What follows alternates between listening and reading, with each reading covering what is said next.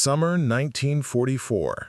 German radar operators watched in disbelief as 1,000 American bombers approached their cities, and their commanders ordered the Luftwaffe to stay on the ground. The same air force that once ruled the skies of Europe now sat helpless, unable to defend its own homeland, while armadas of B-17s flew overhead unopposed. What could possibly force the mighty Luftwaffe, in the middle of a war for survival, to simply stop flying? Before we jump back in, tell us where you're tuning in from. And if this story touches you, make sure you're subscribed, because tomorrow I've saved something extra special for you. In the spring of 1942, the German Luftwaffe ruled the skies over Europe. Their pilots flew fast fighters painted in gray and green. They knew every trick in the book. They had been flying combat missions for 3 years already. They had beaten the French Air Force in weeks. They had chased the British planes back across the English Channel. Their leader, Hermann Göring, promised Hitler that no enemy bomber would ever reach German soil. The German people believed him. Why wouldn't they? Their planes were the best. Their pilots were the bravest. Their radar towers stretched along the coast like steel guardians, watching for any enemy that dared to come. Germany's factories hummed day and night. Smokestacks rose above cities like Schweinfurt and Regensburg. Inside these buildings, workers made ball bearings for tanks and trucks. They built engines for submarines. They assembled guns and bombs. Long trains carried coal to keep the furnaces hot. Rail lines connected every city like veins in a body. Hitler knew that if the factories kept running, Germany could keep fighting. The workers knew it too. They felt safe. German fighter planes circled overhead. Anti-aircraft guns, called flak batteries, surrounded every important building. The guns pointed at the sky like angry fingers, ready to tear apart any bomber that came close. At night, British planes flew over Germany. The British bombers came in darkness because they were afraid. German fighters hunted them. Searchlights swept the black sky, looking for the heavy Lancaster bombers. The British dropped their bombs wherever they could and rushed home. The German people went to their shelters and waited. When morning came, they swept up the broken glass and went back to work. The damage was bad, but not terrible. Germany could survive night bombing. Everyone said so. Then the Americans arrived. They made a strange promise. They said they would bomb in daylight. The Germans laughed when they heard this. Daylight bombing was suicide. German fighters could see the bombers clearly in the sunshine. The flak gunners could aim perfectly. The Americans must be crazy or stupid, maybe both. In early 1943, the first American bombers appeared. They flew in small groups, maybe 20 or 30 planes. The big silver B-17 bombers caught the sunlight. They were easy to spot. German fighter pilots took off and climbed toward them. The Messerschmitt fighters were faster. They dove at the American formations. Machine guns rattled. Cannons boomed. American bombers fell from the sky trailing smoke and fire. Some broke apart in midair. Parachutes blossomed like white flowers. The German pilots landed and told stories at dinner. They drank beer and laughed. The Americans were brave, they admitted, but bravery didn't stop bullets. The strange thing was that the Americans came back. 2 days later, more silver bombers appeared. German fighters shot some down again. A week later, even more Americans came. They kept coming. Every week brought more bombers. The formations grew larger. By summer, 50 bombers flew together. By fall, 100 bombers darkened the sky. The German fighter pilots stopped laughing. They were tired now. Some of their friends were dead, shot down by American gunners who sat in glass bubbles on the bombers, firing 50 caliber machine guns in all directions. Each B-17 had 10 guns. 100 bombers meant 1,000 guns. Flying into that was like flying into a steel storm. The factories began to worry. Not much, but a little. Some buildings got hit, some workers died. But Germany could fix the damage and hire new workers. The real problem was something else. The Americans just kept coming. Where did all these planes come from? How many bombers did America have? German intelligence officers counted the American bomber groups. They wrote reports. The numbers didn't make sense. Every week, the Americans lost 20 or 30 bombers, shot to pieces over Germany. But the next week, there were more bombers than before, not fewer. It was like fighting ghosts. You kill them, but they come back stronger. August 17, 1943, changed everything. That morning, radar operators along the coast saw their screens fill with dots. So many dots. They called their commanders. Something big was coming, something they had never seen before. 376 American bombers flew toward Germany in broad daylight. The formation stretched across the sky for miles. They were heading for Schweinfurt and Regensburg, the ball-bearing factories. The factories that kept every German tank and truck moving. Every Luftwaffe fighter in the region scrambled. The pilots climbed into the summer sky. What they saw made their mouths go dry. The American formation looked like a silver cloud. It went on and on. The German fighters dove into the attack. For the next 4 hours, the battle raged across the sky. Machine guns rattled without stopping. Planes fell on both sides. The Americans lost 60 bombers that day. 60. 600 men killed or captured. It was a bloodbath. The Germans shot down more American planes in one day than they had in months. But the factories burned. The ball-bearing plants were smashed. And 3 days later, the Americans came back again. Not as many this time, but they came. They always came. German commanders stood on the ground and watched the silver formations pass overhead. Something cold settled in their stomachs. They understood something now. Something terrible. The Americans didn't care about losses. They had more planes than Germany had bullets. This wasn't a war anymore. This was something new, something unstoppable. The sky belonged to whoever could build the most planes, and America was just getting started. Winter came to Germany in early 1944, and with it came a new nightmare. The Americans lost 60 bombers in one raid. Everyone saw the burning wrecks scattered across the countryside. German radio announced a great victory, but 2 days later, 80 new American bombers flew over.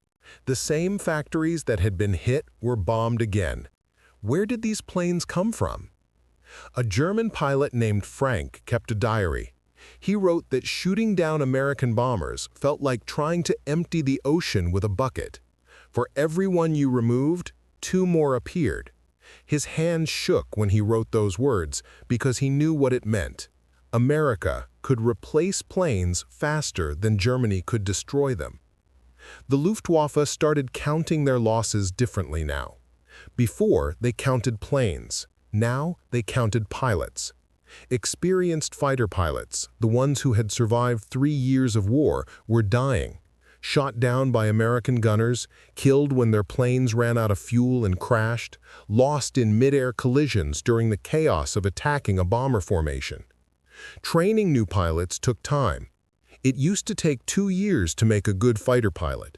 Now, Germany had 6 months, maybe less. Young boys showed up at airbases with barely 50 hours of flight time.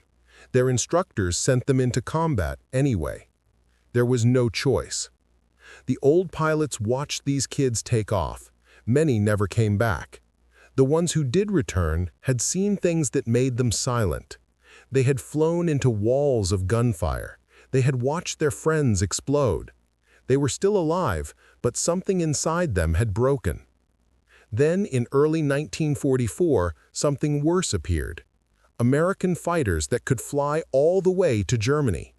The P-51 Mustang looked like a silver dart with a bubble canopy. It was faster than most German fighters. It could fly farther than any fighter in the world. Before, American bombers flew alone deep into Germany because their escort fighters ran out of fuel and had to turn back. German pilots waited for that moment. They called it the happy hour. But now, the Mustangs stayed with the bombers all the way to the target and all the way home. Happy hour was over. German fighters that tried to attack the bombers got jumped by Mustangs. The hunters became the hunted.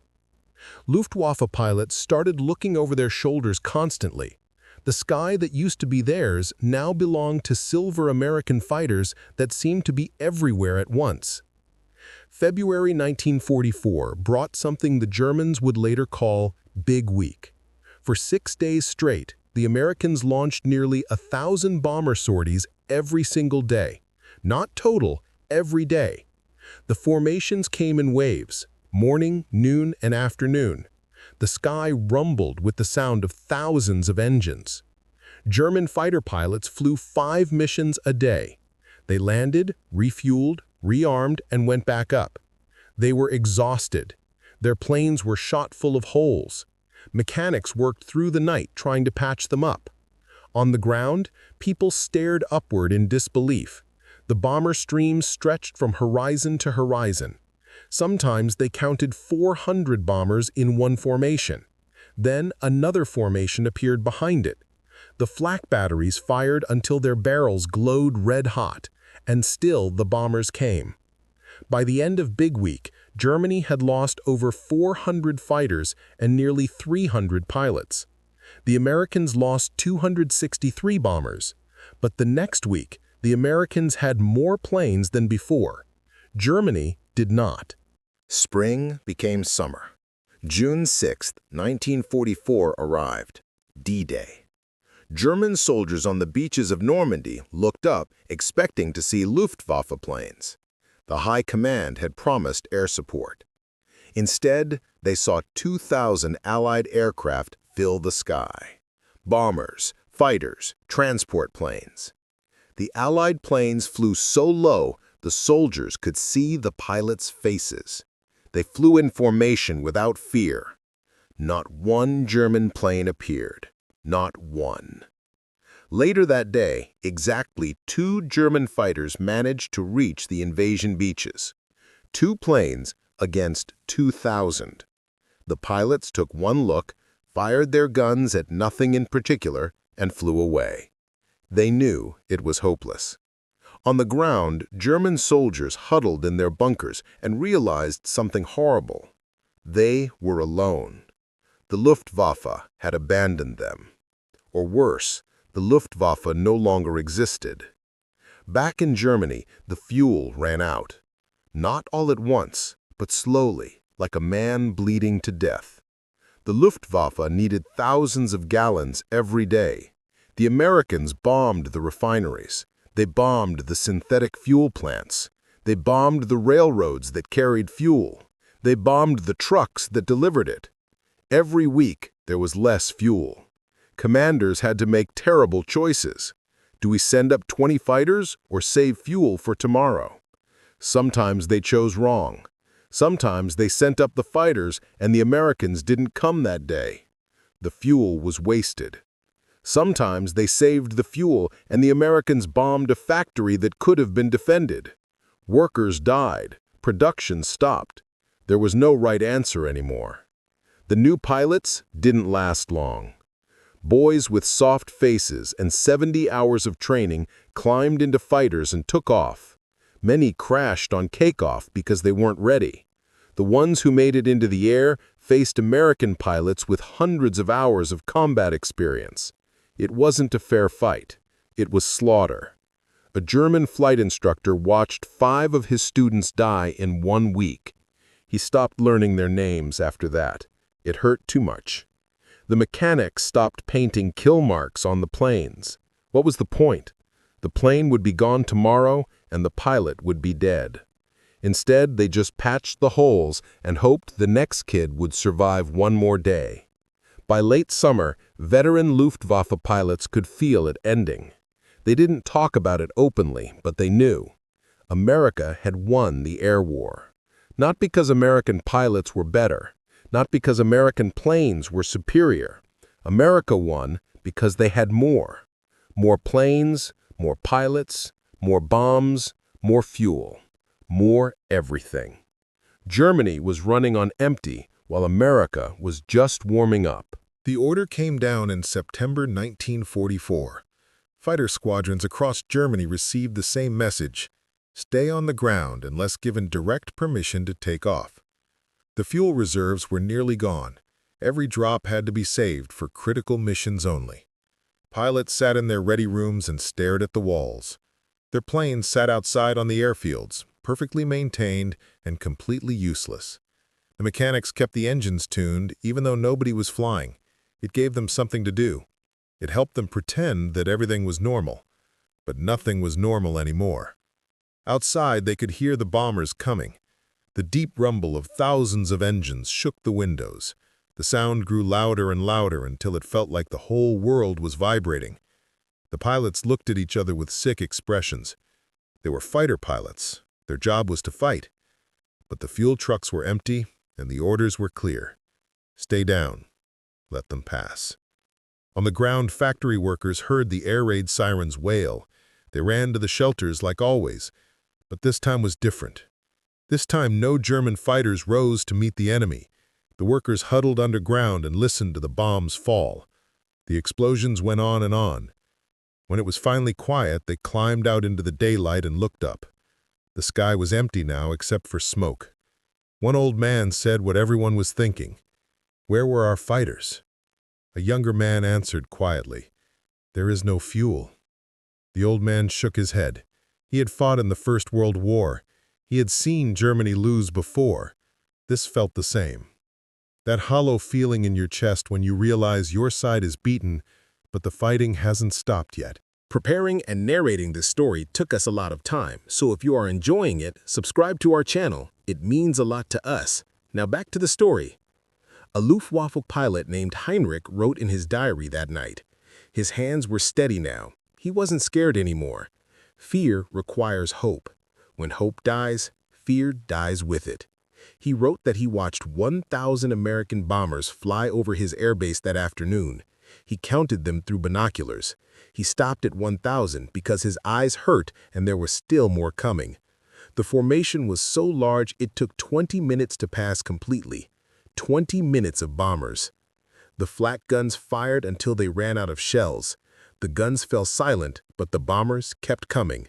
They flew in perfect formation. Neat boxes of 4 planes, stacked on top of each other, stretched across the sky like a city made of metal. Heinrich wrote that it was the most beautiful and terrible thing he had ever seen. Beautiful because the formations were so precise. Terrible because he understood what it meant. Germany had lost. Not tomorrow, not next month, right now. They had already lost. They just hadn't surrendered yet. In Berlin, people gathered in the streets after the raid ended. They stared at the sky even though the bombers were gone. A woman held her daughter's hand. The little girl asked why the German planes didn't stop the Americans. The mother had no answer. She had believed what the radio said.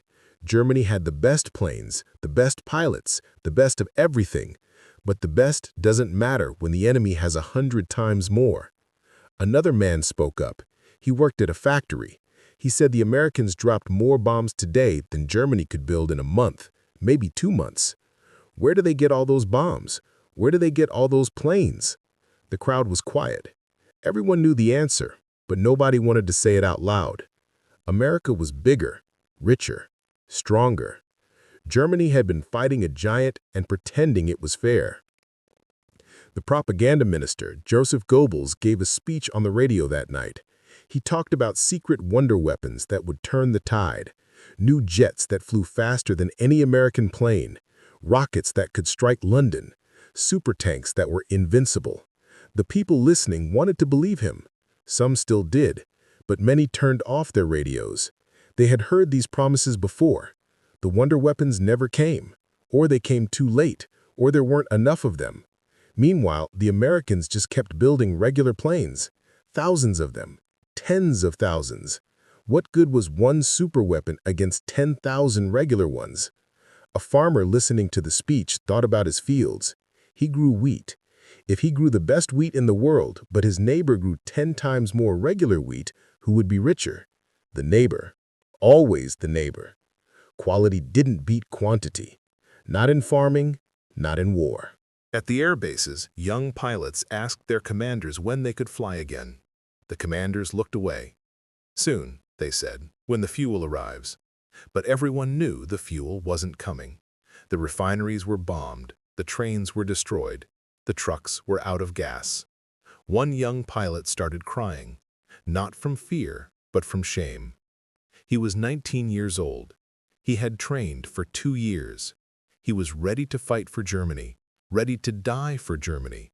But instead, he sat in a chair and watched the enemy fly overhead unopposed.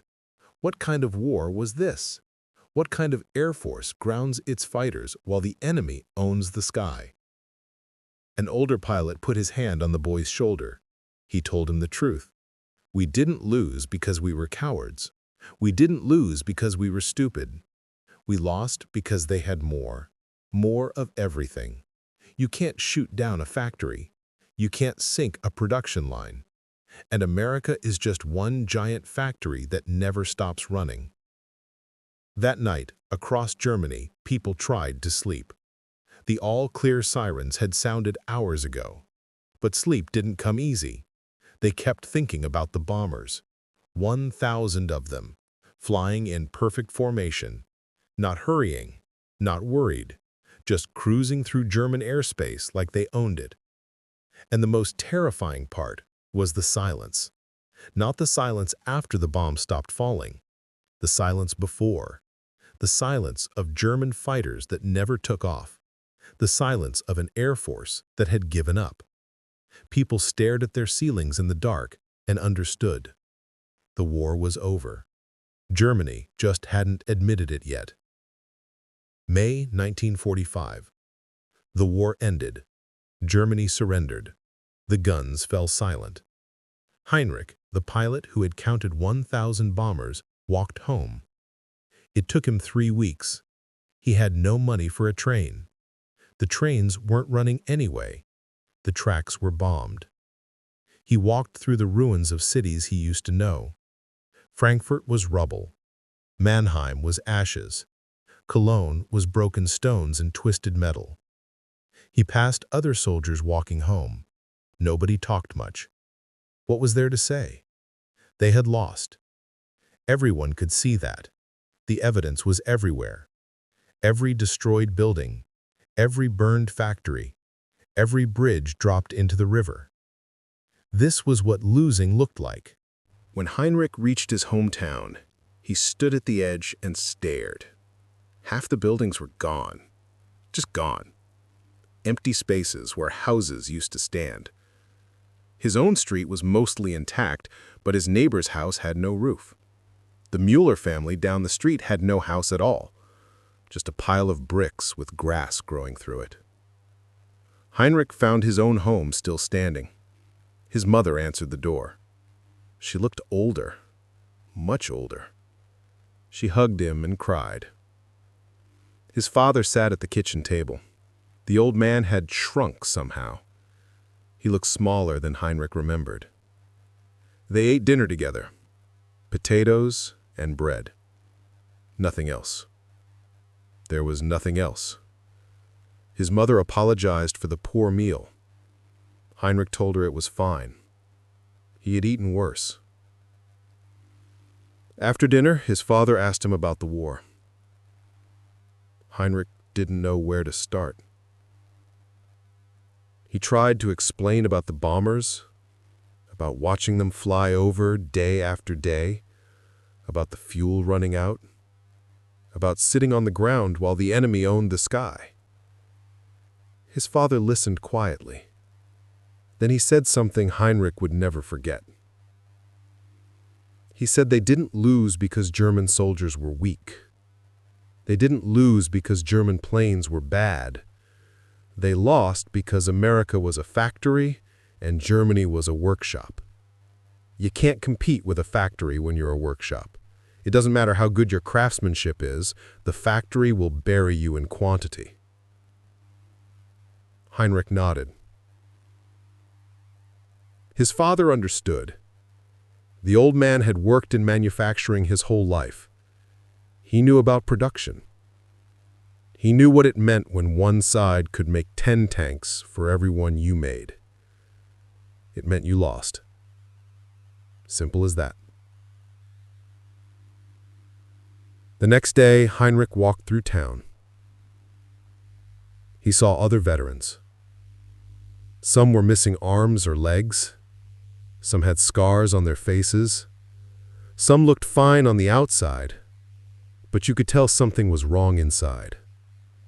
They had that empty look in their eyes, the look of men who had seen too much.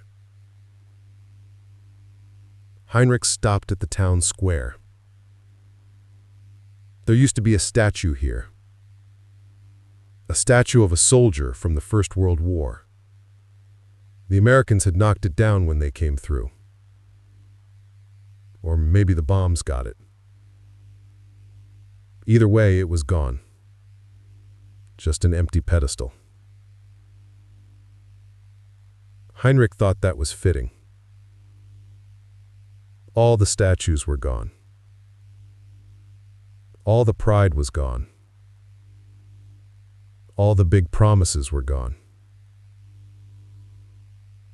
What remained was the truth. Germany had picked a fight with the whole world and lost. Children played in the rubble. They made games out of the ruins. Heinrich watched them and felt sad. These kids had grown up with air raid sirens and bomb shelters. They thought that was normal. They didn't remember peace.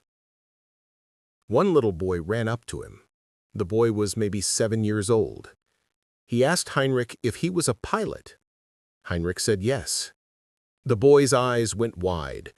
He asked if Heinrich shot down any American planes. Heinrich said he shot down 3. The boy asked why the German pilots stopped flying at the end. Why did they let the Americans bomb everything? Heinrich knelt down so he was at the boy's level. He told him the truth. He said there was no fuel left. The Americans bombed the fuel factories. Without fuel, planes are just metal sculptures. They don't fly. The boy thought about this. Then he asked another question. Why didn't Germany make more fuel? Heinrich smiled sadly. Because the Americans bombed the factories that made fuel. And when we tried to build new factories, they bombed those too. The boy frowned. That doesn't seem fair, he said. Heinrich agreed. War isn't fair. War is about who has more stuff. More bullets, more bombs, more fuel, more planes. America had more of everything. Years later, Heinrich became a teacher. He taught history to high school students. When they studied the war, his students always asked him the same questions. Why did Germany lose? Weren't German weapons better? Weren't German soldiers braver? Heinrich would walk to the blackboard and draw 2 factories. One small factory labeled Germany. One huge factory labeled America. He would explain that Germany made excellent planes, beautiful machines, but America made acceptable planes. Not the best, but good enough. And America made 10 for every one Germany made. When you have 10 planes and your enemy has 1, it doesn't matter if his plane is slightly better. You win. The students would nod slowly. They understood. Some things in life are about quality, but some things are about quantity. War is about quantity. Heinrich kept his old diary.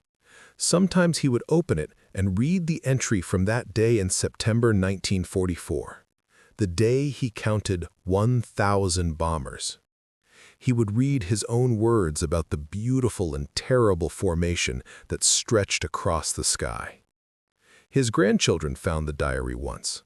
They asked him about it. He told them the story. He told them about sitting on the ground while the enemy flew overhead, about the shame of not being allowed to fight, about understanding that Germany had lost, but the killing hadn't stopped yet. His granddaughter asked him what he learned from the war. Heinrich thought for a long time before answering. He said he learned that believing you're the best doesn't make it true. He learned that courage can't beat factories. He learned that in a modern war, the country with the most stuff wins. Not the bravest country, not the smartest country.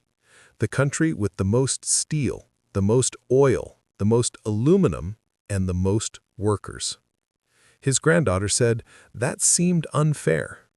Heinrich nodded. "It is unfair, but that's the truth, and the truth doesn't care about fairness." Before Heinrich died, he gave one last interview to a historian. The historian asked him to sum up the air war in one sentence. Heinrich closed his eyes and thought about all those silver bombers, all those unopposed formations, all those days sitting on the ground while the enemy owned the sky.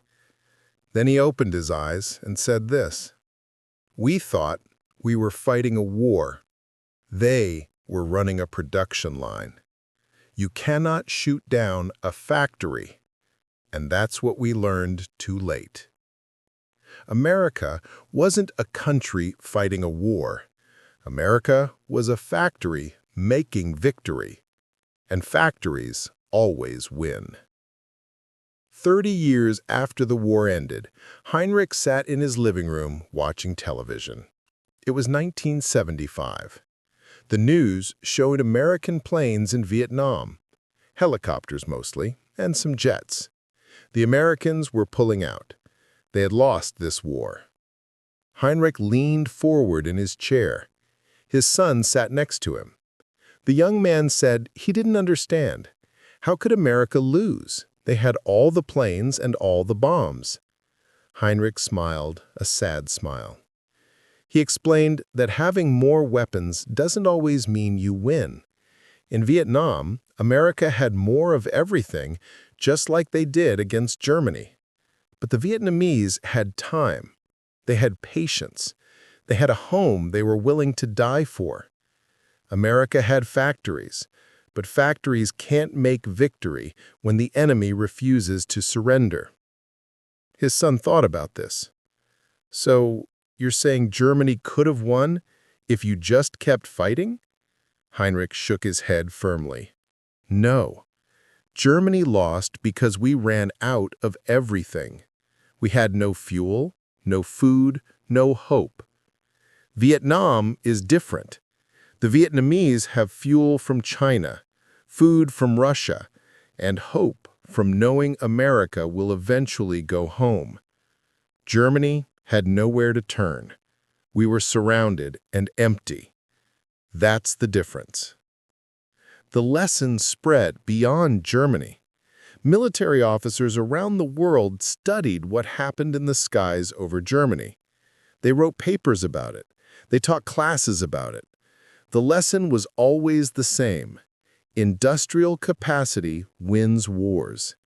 The country that can build more, ship more, and replace more will win. It didn't matter if your tanks were better. It didn't matter if your soldiers were braver. What mattered was the production line. The Soviet Union learned this lesson. They built thousands of simple tanks instead of hundreds of complex ones. China learned this lesson. They focused on making many soldiers with basic weapons instead of few soldiers with advanced weapons. Even America remembered its own lesson. During the Cold War, American factories stayed ready, just in case. Because once you learn that wars are won in factories, you never forget it. Heinrich died in 1989. He was 73 years old. At his funeral, his students came to pay respects. One former student told a story. He said Heinrich once told the class that the scariest sound he ever heard wasn't bombs exploding, it was silence. The silence of German fighters that never took off. The silence of a nation that ran out of everything while the enemy had everything. The student said that lesson changed how he saw the world. Power isn't about being tough. Power is about having enough. Enough fuel, enough food, enough steel. Enough of whatever you need to keep going when everyone else stops. The bomber formations that Heinrich counted that day in 1944 became a symbol of what happens when industry meets warfare. 1,000 bombers flying unopposed, not because the defenders were cowards, but because the defenders had run dry, while the attackers were still full. That image, burned into the memory of everyone who saw it, taught the world a truth that still matters today. In modern war, the factory is the real weapon. Everything else is just metal and courage can't fly without fuel. Up next, you've got 2 more standout stories right on your screen. If this one hits the mark, you won't want to pass these up. Just click and check them out. And don't forget to subscribe and turn on the notification bell so you don't miss any upload from us.